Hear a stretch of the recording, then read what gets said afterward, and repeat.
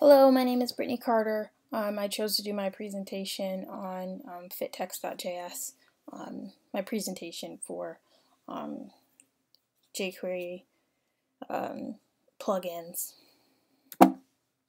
So let's get started. So about fittext.js, it's a jQuery plugin. I really liked using it. I thought it was really cool, and I think it's something I'll use in the future. It's used a lot for our headers, and if you really want them to stand out and look nice and be proportional on various browsers. Here's a link if you want to download it. So who can benefit from fittext.js? Really someone who, if you want your text to stand out, if you want, responsive text. So what I mean by that is, if you want, it to be proportional and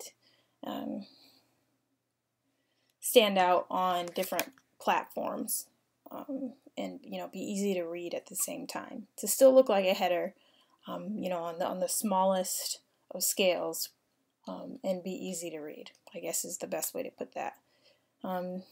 Also, yeah, so if, like the next bullet says, if you want your header to be proportional on various platforms. Where did it come from? Fittext.js was created by the same people that created letterings.js.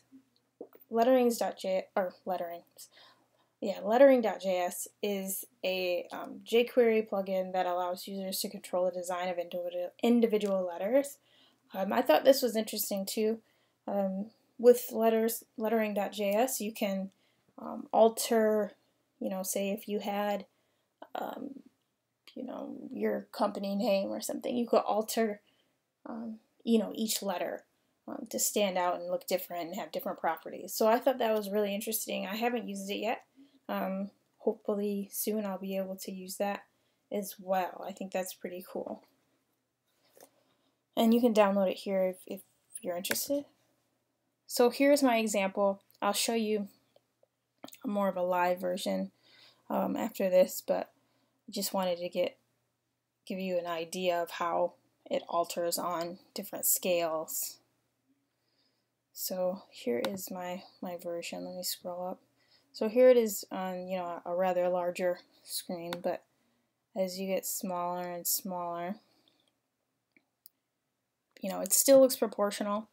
You can still read it, which is still cool. So you're probably wondering who Queen Esther is. That's my dog, and I just created this really quick for her. But I also used it here, so you can see it's still,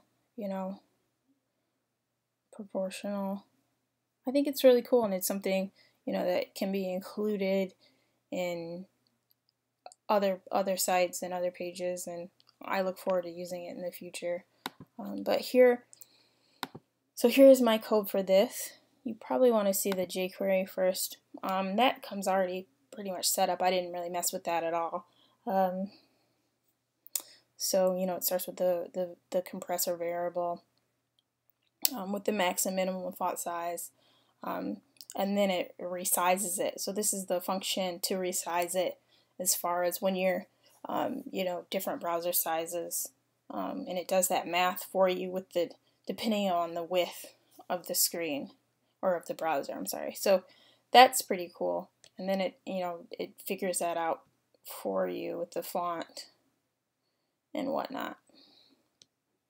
And then this is just the call on the resize. So that's really cool. So here is my HTML for that. And I just really, created headers. It's really just a lot of headers and then images, just so you could see how the fittext.js works. So, my first header, Queen Esther's Wild Adventures, and then these are headers as well. And resting up in playtime, those are headers as well. And then the images here I included in different sections. And then this is more script tags for for the different headers. And then as far as the presentation goes, I use reveal.js.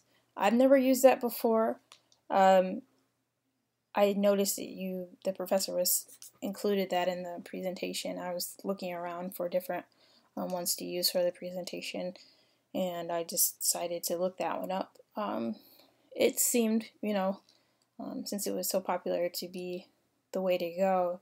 I chose it, and I really, I think I'll use it again. It was really nice to use, and I liked how, it kind of walks you through how to use it, and